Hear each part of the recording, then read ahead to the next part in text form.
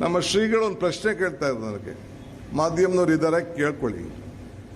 ಜನವಾರ ಎಲ್ಲ ಒಂದು ಕಡೆ ಶಿವಮೊಗ್ಗ ಇರಬೇಕಂದ್ರೆ, ಶಿವಮೊಗ್ಗದಲ್ಲಿ ಧರ್ಮ ಯಾವುದಾದರೂ ತತ್ವ ಒಂದೇ, ನಾಮ ನೂರಾದರೂ ದೈವ ಒಂದೇ, ಪೂಜೆ ಯಾವುದಾದರೂ ಭಕ್ತಿ ಒಂದೇ, ಕರ್ಮ ಹಲವಾದರೂ ನಿಷ್ಠೆ ಒಂದೇ, ದೇವನೊಬ್ಬ ನಾಮ ಅಲ್ವೋ. ಅವರು ಆಚರಣೆ ಮಾಡೋಂಥದ್ದು ಅವರ ಪದ್ಧತಿ, ಜನವಾರ ಹಾಕೊಳ್ಳಿ, ಲಿಂಗ ಕಟ್ಕೊಳ್ಳಿ, ತಾಲಿ ಕಟ್ಟಲಿ, ಏನೇ ಆಗಲಿ ಅವ್ರ ಧರ್ಮ.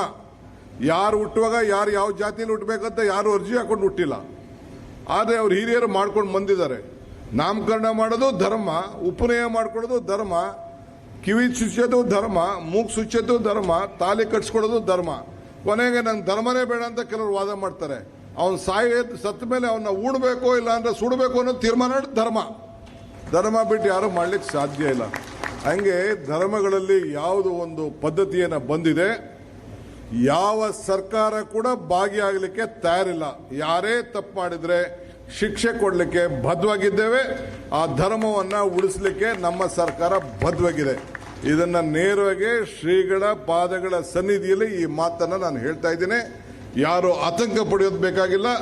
ನಮ್ಮ ಸರ್ಕಾರ ಎಲ್ಲರೂ ಕೂಡ ಒಟ್ಟೆ ತೆಗೆದುಕೊಂಡು ಹೋಗಿ ಅವರವರ ಧರ್ಮನ ರಕ್ಷಣೆ ಮಾಡುವಂತ ಕೆಲಸ ನಮ್ಮ ಸರ್ಕಾರ. ನಾನೊಬ್ಬ ಸರ್ಕಾರದ ಪ್ರತಿನಿಧಿಯಾಗಿ ಈ ಸಂದರ್ಭದಲ್ಲಿ ನಾನು ಮಾತಾಡಲಿಕ್ಕೆ ನಾನು ಬಯಸ್ತಾ ಇದ್ದೇನೆ.